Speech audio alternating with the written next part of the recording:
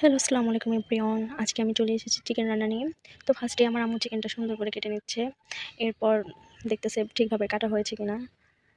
তারপর আমি চিকেনটা সুন্দর করে ধুয়ে নিলাম। এরপর কাঁচামরিচ, পেঁয়াজ সব ধরনের মশলা এখানে রেডি করে রেখেছে আমার আম্মু। তো আমি ফার্স্টেই তেল দিয়ে দিলাম। এরপর তেজপাতা, কালো এলাচ, সাদা এলাচ, দারচিনি সবগুলো মশলা দিয়ে দিলাম। তারপর পেঁয়াজ মরিচ দিয়ে দিয়েছি। এরপর আস্তে আস্তে নাড়তে থাকবো। তারপর একটু পানি দিয়ে দিলাম। এরপর একটু লবণ। তারপরে একে একে সব ধরনের মশলা দিয়ে দিলাম, দেখতে পাচ্ছেন আপনারা গুঁড়ো মশলাগুলো। এরপর বাটা কষা, যেমন জিরা বাটা, আদা বাটা, রসুন বাটা। এরপর একটু কাঁচামরিচ বাটা দিয়ে দিয়েছি টেস্ট ভালো আসার জন্য। এরপর আস্তে আস্তে নেড়ে দিলাম। কিছুক্ষণ মশলাগুলো কষাবো।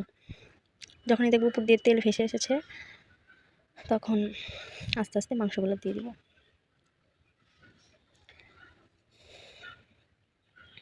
সব মাংসগুলো আস্তে আস্তে আমি দিয়ে দিলাম। এরপর নেড়ে 10 মিনিটের জন্য ঢাকনা দিয়ে রেখে দিলাম।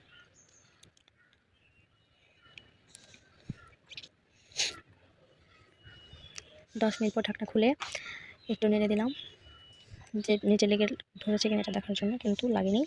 তো আমি আবার ঢেকে দিয়েছি। এমনিতেই পানি উঠে যায় মাংসর থেকে, এই জন্য আমি এক্সট্রাভাবে কোনো পানি অ্যাড করিনি। তো এইভাবে 30 মিনিটের মতো আমি কষাবো। এবার দিয়ে দিলাম রসুন 2টা।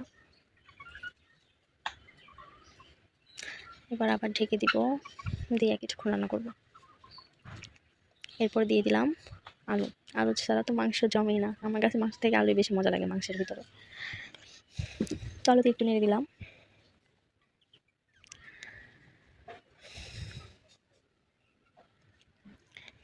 এরপর আবার ঢেকে দিয়েছিলাম।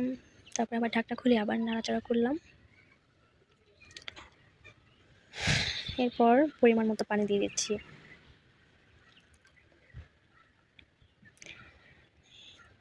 এরপর ঢাকনা দিয়ে আবার রান্না করব 20 মিনিটের মতো।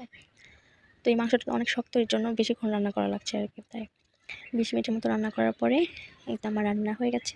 খুব টেস্টি হয়েছিল খেতে।